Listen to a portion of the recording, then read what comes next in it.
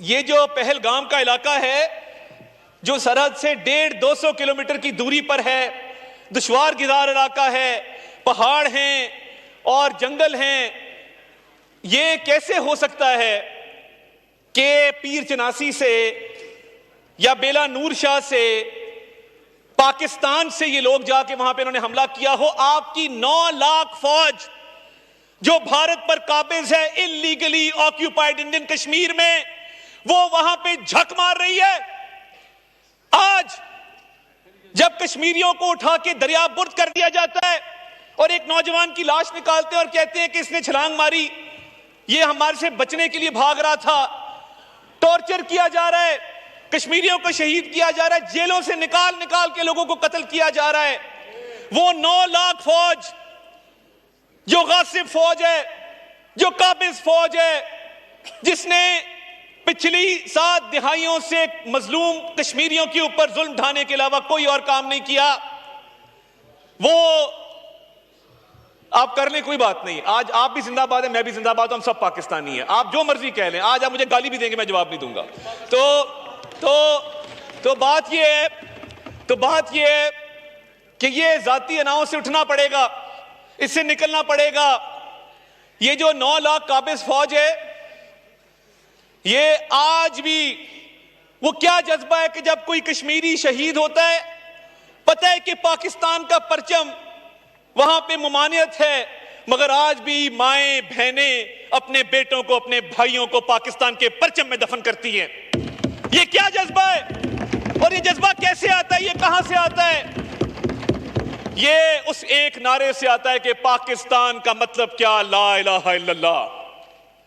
ये वो नारा है जो आज भी कश्मीर की वादी में, जो खून से आलूद है, जो लाशों से भरी पड़ी है, आज भी वहां पर यह नारा लगता है कि पाकिस्तान से रिश्ता क्या, ला इलाहा इल्लल्लाह। और हम इधर कहते हैं तुम्हारा लीडर बुरा, मेरा लीडर अच्छा, इसको रिहा कर दो, उसको फलां कर दो। ये एक मौका है कि जिस पर एक आवाज जाए। और ये पहलगाम का वाकया, जब मैं कहता हूं कि दुश्मन मक्कार भी है, दुश्मन बदनीयत भी है और दुश्मन बेवकूफ भी है। आप जिंदाबाद हो मेरे भाइयों, बहुत शुक्रिया। और दुश्मन बेवकूफ मैं इसलिए कहता हूं कि थोड़ी प्लानिंग ही बेहतर कर लेते कि 150 किलोमीटर दूर पहलगाम का ये इलाका है और आप देखें कि पहलगाम के पुलिस स्टेशन में जो FIR दी गई, वो FIR पढ़ने से ताल्लुक रखती है।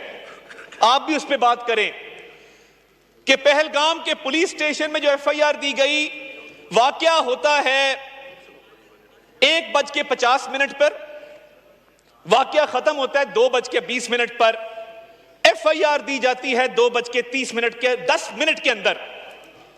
ये कैसा मजाक है? और लिखा जाता है कि सरहद पार बैठे आकाओं की ईमा के ऊपर ये FIR, ये वाकया किया गया। और मुझे ये बताइए कि एक बंदा जो हलाक हुआ, उसका बेटा ये कह रहा है कि पुलिस 1.5 घंटे बाद आई। पुलिस पहुंच नहीं सकती थी, पुलिस 1.5 घंटे बाद पहुंचती है और FIR 10 मिनट में रजिस्टर हो गई। और साथ ही उनका फौजी कैंप है, उनकी बेस है नीचे, उनका यूनिट बैठा है, क्योंकि वो यूनिट तमाम तर तवज्जो मरकूज किए बैठा था कि कश्मीरियों को किस तरह और मजालिम का निशाना बनाया जाए। वो पहलगाम को सिक्योरिटी नहीं दे सका। पहलगाम भारत का एक false flag operation, security failure, intelligence failure है।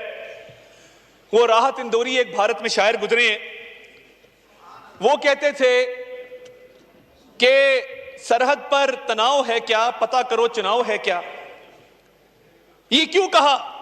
ये जो बिहार के इलेक्शन की बात हो रही है और बिहार के अंदर बीजेपी के जो अजाइम हैं, ये फॉल्स फ्लैग ऑपरेशन उस लिए भी है, पाकिस्तान की इकोनॉमिक प्रोग्रेस को रोकने के लिए भी है।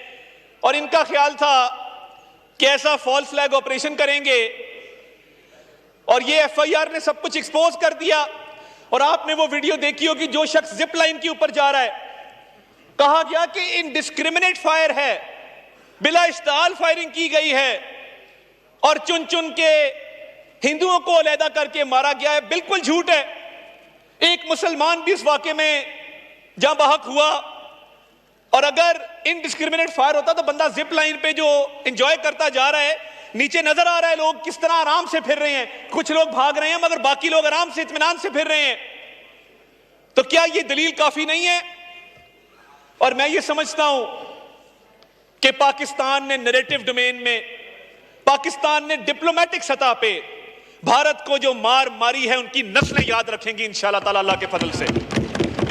आज आप अल जजीरा की स्टोरीज देखें, आप न्यूयॉर्क टाइम्स को देखें, आप इकोनॉमिस्ट को देखें, मैं खुद CNN पे जाके पाकिस्तान का मुकदमा पेश करके आया हूं। पूरा इंटरनेशनल मीडिया ये कह रहा है there is no evidence, Bharat के पास पाकिस्तान को इस वाकये से लिंक करने का कोई सबूत नहीं है, और लैक ऑफ एविडेंस है जिसकी वजह से पाकिस्तान ने जहां यह कहा कि हमारा पानी अगर रोका गया या उसका रुख तब्दील किया गया तो फैसला कुन इसका रिस्पॉन्स आएगा, पूरी कुव्वत से आएगा, मगर साथ हमने ये भी कहा हमारा दामन साफ है, आप इस वाकये की एक फेयर और ट्रांसपेरेंट इन्वेस्टिगेशन करवाना चाहते हैं, अपना शौक पूरा कर लीजिए, ये होगी, दूध का दूध और पानी का पानी होगा। जो सफारती कोशिशें हुई हैं पिछले 48 घंटों के अंदर, वजीर आजम ने अपनी कोशिशें तेज की सफारती महाज पर, वो चीन के सफीर को मिले, वो बरतानिया के सफीर को मिले, वो तुर्किया के सफीर को मिले, वो सऊदी अरब के सफीर को मिले, वो UAE के सफीर को मिले, वो कुवैत के सफीर को मिले, उन्होंने अमीर कतर से बात की, उन्होंने ईरान के सदर से बात की, उन्होंने ईरान के वजीर खारजा से मुलाकात की, उन्होंने फोन के ऊपर UN सेक्रेटरी जनरल से बात की। पाकिस्तान ने यह मुकदमा यूनाइटेड नेशन सिक्योरिटी काउंसिल में उठाया और कश्मीर की आवाज बन के उठाया कि हम बतौर पाकिस्तानी कौम कश्मीरियों की इखलाकी, सफारती, सियासी हिमायत मरते दम तक जारी रखेंगे इंशाअल्लाह ताला। कश्मीर पाकिस्तान की शहरग है, और अगर इस मक्कार, इस बदनीयत और इस बेवकूफ दुश्मन का यह ख्याल है कि वो इस बहाने कश्मीर कॉज से दुनिया की तवज्जो पाकिस्तान के ऊपर ले आएगा, तो मैं तुम्हें बताना चाहता हूं भारत वालों, हम दहशतगर्दी के खिलाफ फ्रंटलाइन स्टेट हैं, हम दुनिया और दहशतगर्दों के दरमियान एक दीवार हैं, और एक पाकिस्तानी शहीद होता है अपनी मादरे वतन की खातिर तो वो दुनिया में अमन कायम करने के लिए शहीद होता है। दहशतगर्दी का विक्टिम भी हम, दहशतगर्दी के खिलाफ जंग भी हम लड़े, और उसके बाद दहशतगर्दी का इल्जाम भी तुम हम पर लगे, तुम्हें शर्म आनी चाहिए, शर्म से डूब मरो ऐसा इल्जाम लगाते हैं पाकिस्तान के ऊपर। ये वो स्टेट है जो सिखों का कत्ल करवाती है। आज मैं पूरी दुनिया में बसने वाली सिख बरादरी को भी खिराजे तहसीन पेश करता हूं, उन गयूर सिखों को जिन्होंने कहा कि हम अपने सीनों पे गोलियां खाएंगे, पाक फौज के खिलाफ नहीं लड़ेंगे। पूरी दुनिया से ये आवाजें उठी हैं, पूरी दुनिया से आवाजें उठी हैं कि हरदीप सिंह नजर का कत्ल किसने करवाया कनाडा में, ऑस्ट्रेलिया में कत्ल कौन करवाता है, सिखों का अमेरिका के अंदर कत्ल कौन करवाता है। ये भारतीय रियासत है जो दहशतगर्द है, पाकिस्तान नहीं है। ये भारतीय रियासत है जिसने ट्रांसनेशनल रिग्रेशन किया है। यह भारतीय रियासत है जिसका नेवल कमांडर कुलभूषण यादव हमारी कस्टडी में आज बंद है, जो इनकी क्रॉस बॉर्डर टेररिज्म का जीता जागता सबूत है। I would like to tell the international community we have credible, verifiable, undeniable evidence against Indian state sponsored terrorism in Pakistan। और जब जाफर एक्सप्रेस का वाकया हुआ तो इंडियन चैनल्स के ऊपर जिन दहशतगर्दों को एयर टाइम दिया गया, मैं उन दहशतगर्दों को भी आज फ्लोर ऑफ द हाउस ललकारूंगा। इतनी हिम्मत थी तो मास्क उतार के इंटरव्यू देते, बगैर तो मास्क उतारते अपना चेहरा दिखाते अगर इंडियन चैनल्स पे जाना था। और BLA की तरफ से जो जाफर एक्सप्रेस की जब पटड़ी उड़ाई गई, वो पहली फुटेज इंडियन चैनल्स पे कैसे गई, क्योंकि इन दहशतगर्दों के ताने बाने भारत की स्टेट स्पॉन्सर्ड टेररिज्म से मिलते हैं। और इनकी जुर्रत, इनकी हिम्मत कि ये पाकिस्तान पे इल्जाम लगाए दहशतगर्दी का। हमने 90,000 जानों का नजराना पेश किया है। कोई और मुल्क बता दो जिसने इतनी कुर्बानियां दहशतगर्दों के खिलाफ, दहशतगर्दी की जंग के खिलाफ दी हो। आज भी जब मैं LOC पर था तो वहां मुझे बच्चे मिले, उन्होंने कहा हमें भी मौका दें, ये आए तो सही, हमारे सीने हाजिर हैं। जिस कौम के बच्चों का ये जोश होगा, जिस कौम की बहनों का, मां बेटियों का ये जोश होगा, उस कौम को तुम कैसे हराओगे? उस कौम के खिलाफ कैसे जारियत करोगे? ये कौम, ये बड़ी अजीम कौम है। आप तारीख उठा के देख लें, ये कौम जब इकट्ठी हो जाए, ये कौम जब खड़ी हो जाए, दुश्मन कितना भी ताकत रखता हो, दुश्मन को हमेशा अल्लाह ताला के फजल से हमने धूल चटाई है और उसको मुंह की खानी पड़ी है। जो इंडिया का स्टेट स्पॉन्सर्ड टेररिज्म है और ये कई दहाइयों से जारी है।